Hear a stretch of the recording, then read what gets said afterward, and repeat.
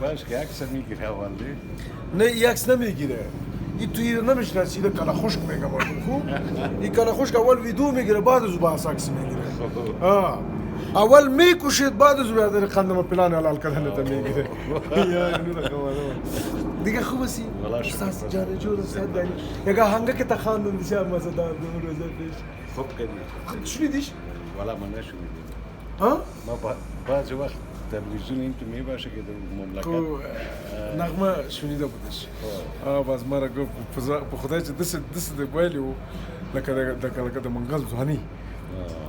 خو امو یعنی خودت تو که میخوانی چرا صفت خود میکنی بانک ملت صفت تکنی نه ما صفت خدا نمیکنم این که ما عکت تو را کرده بودم یعنی بالکل در وجود داخل شده بودم یک منگل دیگه بودم تو باز مزاق نشان شد دویتی باز نی خوبه ما تا برود ماندیم فکس کمپانی بود تا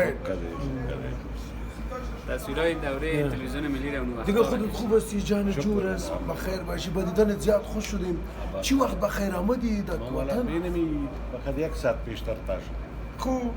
صحتمند هستی نو جدید چی بگیرم برات از کانتین چی میخوری چی یعنی میل یک کاپی رو با ما گرفتی دیگه بغیر کافی دیگه چیز نمیخوری یعنی کاپی رو میخورم امی کافی است کافی است زنده باش سلامت باش باش. قربانت سلامت باش زنده داشته بخیر باش سلامت مردم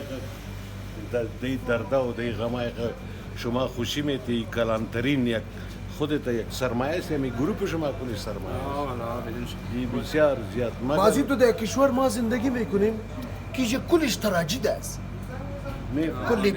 بیادر قندم انتحار ایجاست انفجار ایجاست مرگ ایجاست قتل ایجاست چاقو زدن ایجاست موبایل دوزی کردن ایجاست کدام چیزی رو بگی که جنایست این تو چیزی نیست که این تو یک کار نیست که امکان نداشته باشی مگر در تو حالات ما کوشش میکنیم که مثلا دوستان رو بخوام جنجالی است که مردم هم ولا گمرا انتحاری و خیر خارجی جنگ است تحمیلی جنگ است که مردم سر افغانستان تحمیل کرده او این دستگاه بگریزن موبایل مردم کار ندارن گشنه هستن ولا از مجبوریتی کار میکنن اگر یک آدم به کار مصروف باشه یک